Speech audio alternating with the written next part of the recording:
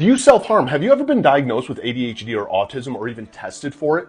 And the reason that I say this is one of the big reasons that people actually self-harm is emotional regulation. And people don't realize that. Yes, some people do self-harm for attention purposes. Some people do self-harm for trauma purposes.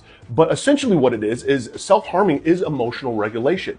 To watch, to feel something that is very painful shifts our thought process from very overpowering emotions such as anger, such as pain, such as sadness, depression. Like when you are overly just overwhelmed with emotions and you cannot get a grasp of them, you can default to this.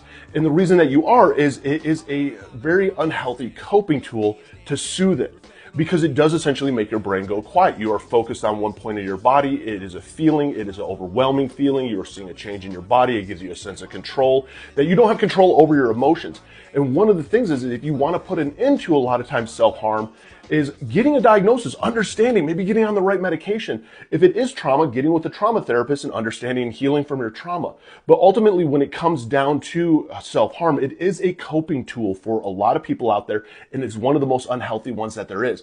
I have self-harm scars. I have scars up here, so I understand what it's like. When I used to get drunk, which is another reason people self-harm, it made me feel alive because I had to feel something. I was very numb.